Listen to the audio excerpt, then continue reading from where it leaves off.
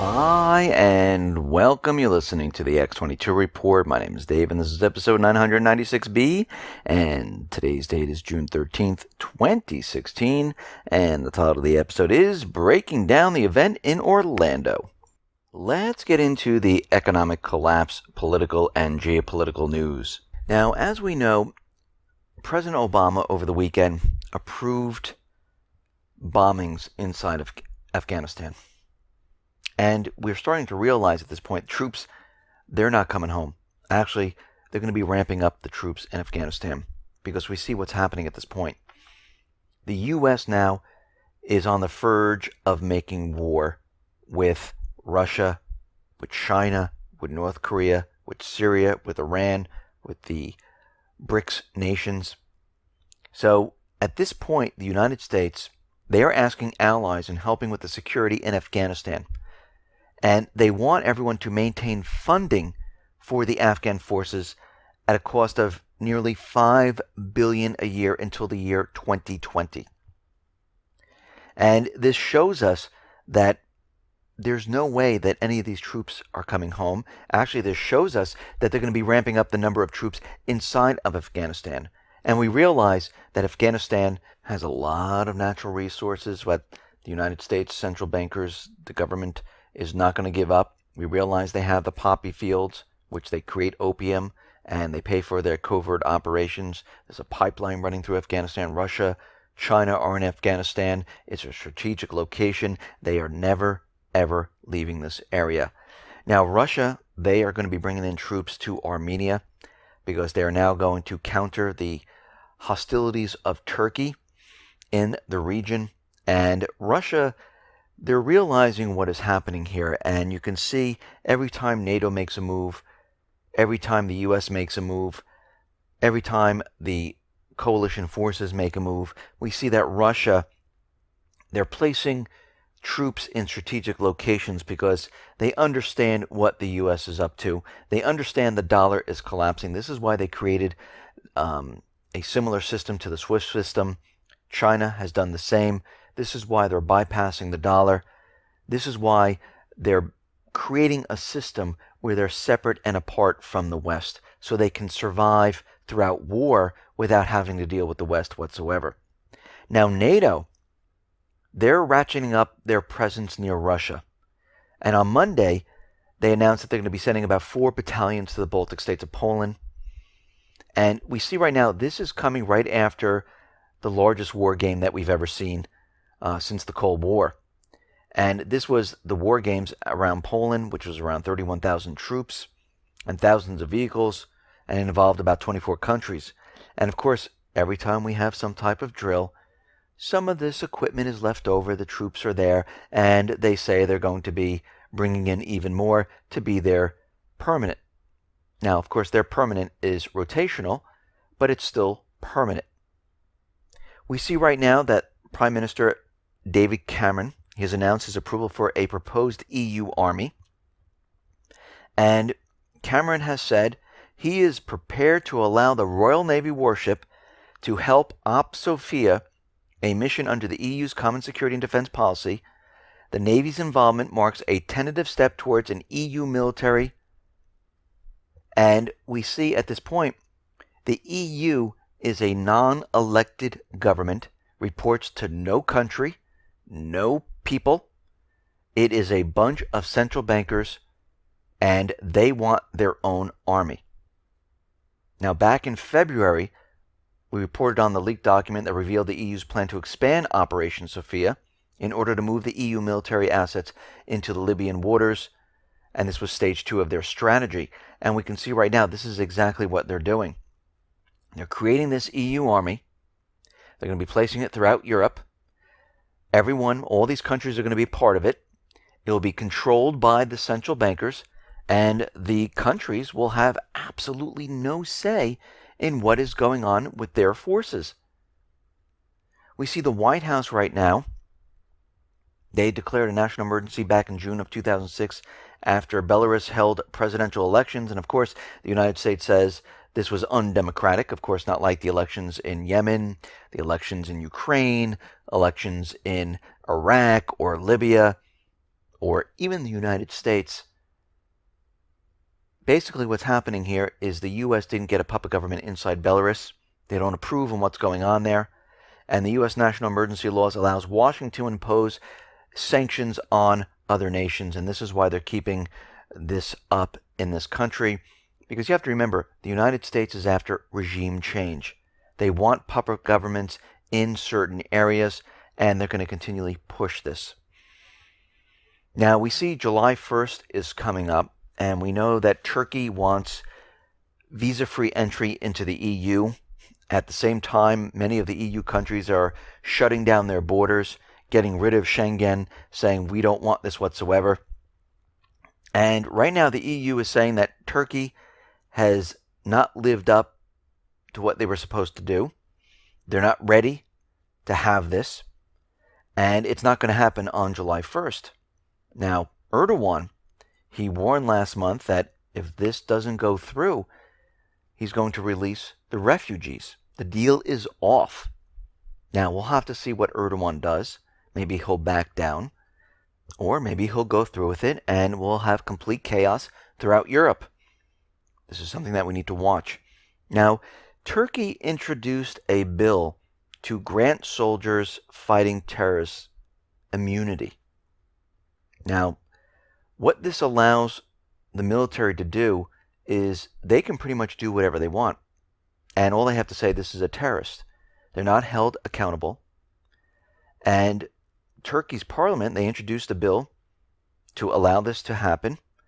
And in the bill, any offense committed by the security services will be deemed a military crime and will be tried in a military court. Another aspect of the bill, the investigation and trial processes of commanders and the Chief of General Staff, will also require the Prime Minister's permission. So it looks like Turkey is getting ready to use their forces in a way that is going to allow them to do whatever they want. In addition to all of this, it will enable army commanders to issue emergency search warrants for houses on the spot. So are they really search warrants? No, they're just going to say it's approved, go in, and you can search the home. So this is turning into a full-blown dictatorship. And we're going to have to watch this situation very carefully because this most likely is going to get out of hand. Now we see that the Syrian armed forces in Syria, Russia, the U.S. moderate rebels and the U.S. special op teams, along with the U.K. and France, they are battling in Raqqa. And it seems that the U.S. would like to keep control of Raqqa because this might upset the federalization plan of dividing Syria up. And when we look back in time, like back into 1922, France actually was trying to do this after World War I. They divided the entire area up into different regions. One of the regions was the state of Aleppo. The other region was the state of Damascus. Then there was an Alawite state. There was Greater Lebanon. But the whole thing didn't work and fell apart. But we can see their goals are always the same. Nothing has really changed that much in what they wanted to do in this area. What they're trying to do is maintain control of all of these areas somehow, some way, and it's becoming more and more difficult as time goes on. Now, we realize that things are starting to heat up in the Middle East. We understand that France, they are building a military base in Syria, just like the United States, who is building 2 of them. We know Germany, they're upgrading a base in Turkey. We see there's a travel advisory. There's an advisory in Libya to all Americans to get out now. We see more and more military assets being brought into Syria. And now the Oklahoma National Guard Alpha Company, 777th Aviation Support Battalion, they're heading to the Middle East. They're going to provide aviation support for this entire operation in the Middle East. So we're already seeing the National Guard being brought out into this area. And when we start adding all these things up all together, we're starting to realize that this next event whatever they're planning is going to be absolutely huge. And we need to watch this situation very carefully, because most likely this is going to start World War III. Now, we all understand, and we're hearing so much in the corporate media, a lot of propaganda coming out about the Orlando shooting. And I wanted to take a moment here to break down all the different information that we have that the corporate media is not even mentioning. Because if they start to mentioning it, people are going to question it. And once they start questioning it, they're going to say, this really doesn't make any sense. Now, there's a lot of news reports, and I want to thank all those people that have been sending me videos and information on this, that there are many people out there, and I mentioned this yesterday with a search, where there were multiple shooters that were roaming around the club area. And we have to realize that this shooter, Omar, which, of course, as we can see right now, is a patsy, he was calling 911 during the shooting, saying that he pledged his allegiance to the Islamic State. He also mentioned the Boston Marathon bombers in the call, while holding his assault rifle and his pistol, shooting everyone at the same time, which really doesn't make sense in itself. But let's go along with the narrative of this story, and let's just go along with what the corporate media and the government's trying to tell us. Now, like I said, there are eyewitnesses out there who said there were multiple shooters. And then there was another video that was done where someone was reporting, and this is coming from Dabu 7, where they were saying that someone was holding the doors closed, not letting people out, and then all of a sudden they were cut off. And the whole thing just disappeared. So this is kind of strange in itself. So we have multiple shooters and someone holding the doors closed so nobody can leave. People are saying that I'm pretty sure it was more than one person. I heard two guns going off at the same time in two different directions. And they're saying that the shooters were rapid firing, like a machine gun. And, of course, everyone was running around in chaos and things were crazy inside of there. And some other people reported that there were one other shooter because they were hearing firing from a different location. So already we're getting a different story from what the eyewitnesses heard while they were in the club. Now, we have to go and look at this person, Omar. He worked for G4S, which is a British multinational private security company. This is the world's largest by revenue. It has already been exposed as having ties with Israel and the security intelligence apparatus of CIA, MI6, Mossad. Omar Mateen was employed by G4S at a residential community in South Florida and was off duty at the time of this incident.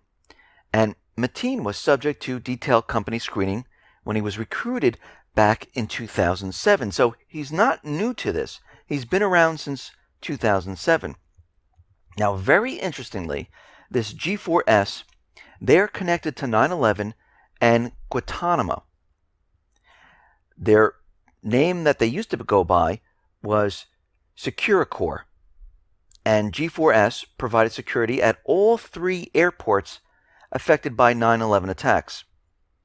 G4S had bought Argent Bright Security, the 9/11 airport security firm, just 9 months before the 9/11 attacks. The company later ran operations at Guantanamo Bay. Very interesting. G4S, which has the first contract security company to receive designation and certification by DHS, also helps the government with emergency security responses to terror threats. They employ more than 50,000 Americans. And we see right now is that G4S provides security support for several other agencies in the United States. And that would be the Justice and Energy Departments, the Department of State, the Interior, the Labor Department, the IRS, Drug Enforcement Administration. The security firm also partners with U.S. Army, U.S. Air Force, and NASA. Now, Judicial Watch says the very same G4S has been the company contracted by the U.S. Department of Homeland Security to transport illegal immigrants away from the Mexican border to Phoenix, where in many cases they would be released without, any type of processing or anything like that. And at many times, this Omar would assist. So he was known to the U.S. government. The FBI admits that they knew about this person. Of course, they're out there saying that, he was a person of interest, because that's what they're going to say. But Omar was subject to detailed screening in 2007, 2009, 2011, 2013, and I think 2015. So we can see at this point, things aren't really making sense. So the alleged killer was known to the FBI. The alleged killer shot before he could speak or be tried. He pledged allegiance to the Islamic State. But something very interesting is that there was a mass shooter drill 3 months and 6 months prior to Orlando. Now, when we look at this, we see that the drill simulated a mass shooting inside. And they had people all over the floor. They had real blood. They had, the fake blood that made it look real. They had amputees where they strap on the legs and things to make it look like their legs were blown off. They had all the emergency teams doing this. And this happened 3 and 6 months prior to this shooting. So let's move on to his father. Now, his father, Sadiq Mateen, well, there's reports that he was running for national office in Afghanistan, and he is photographed numerous times in Washington, D.C., meeting with different politicians, which is very interesting in itself.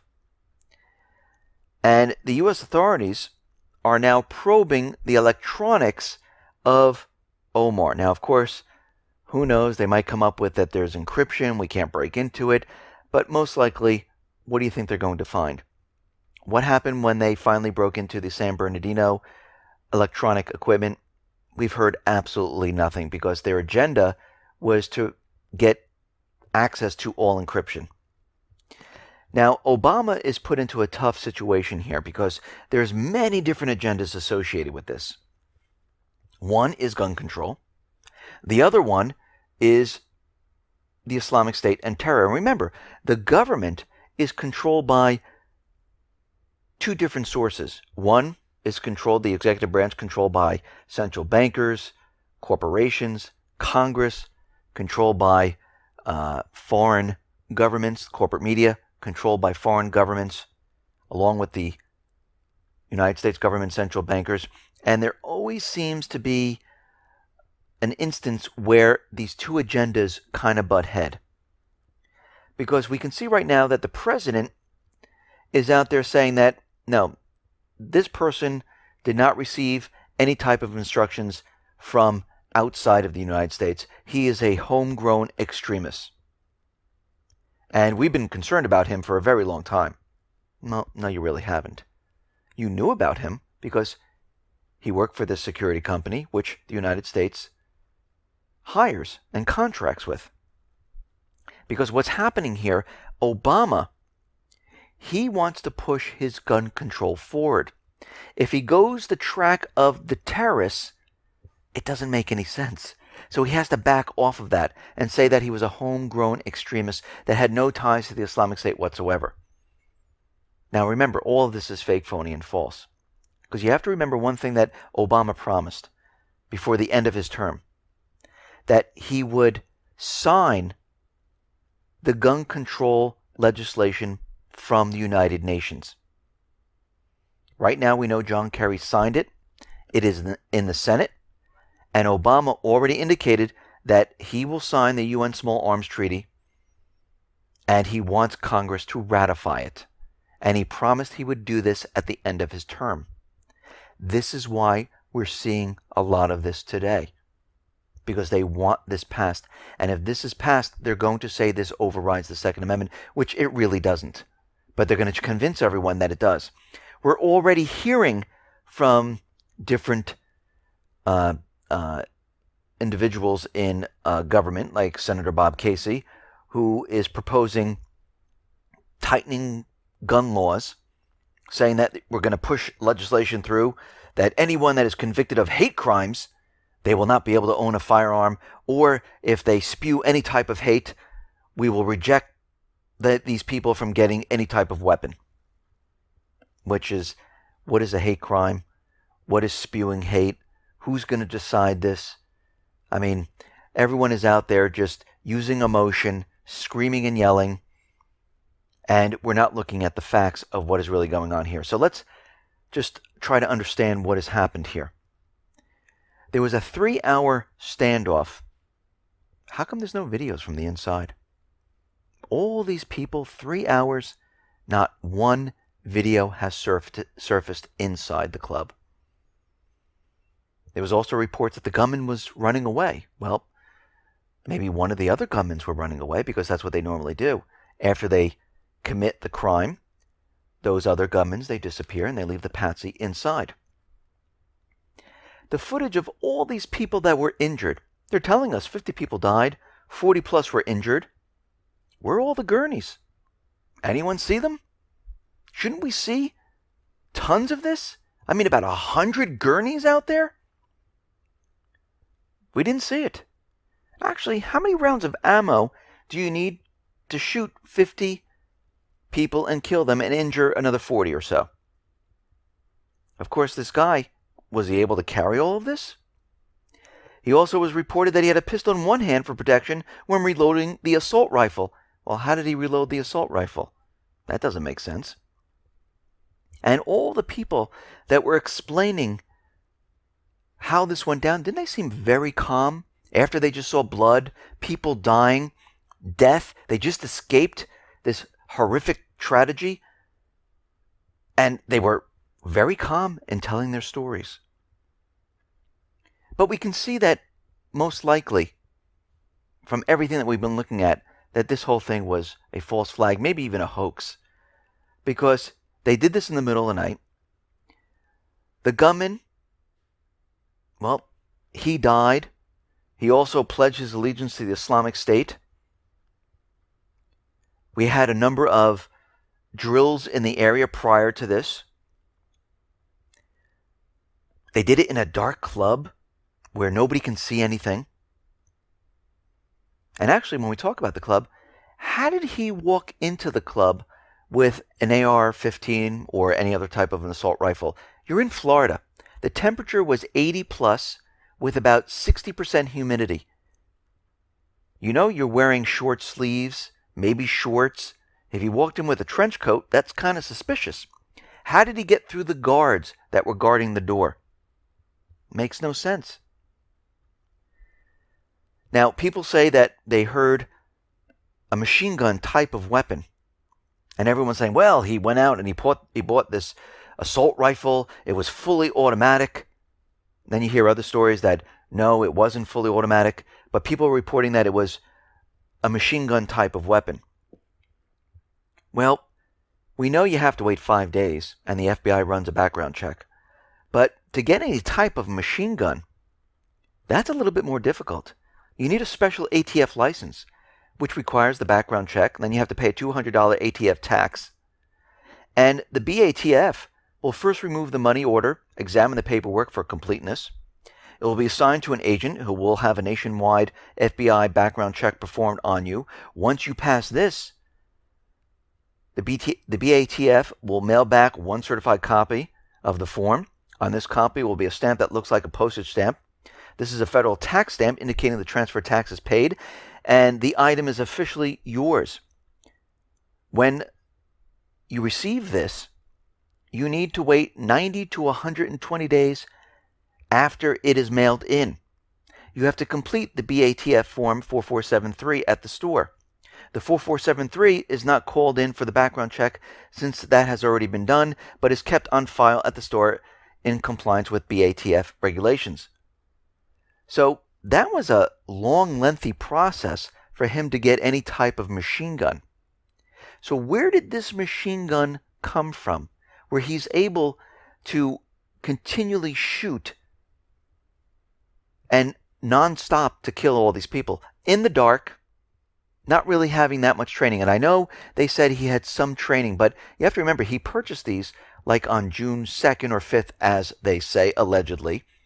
He waited 5 days, which would bring him right up to the time that he committed all this, which again makes no sense whatsoever. All of this is suspect at this time.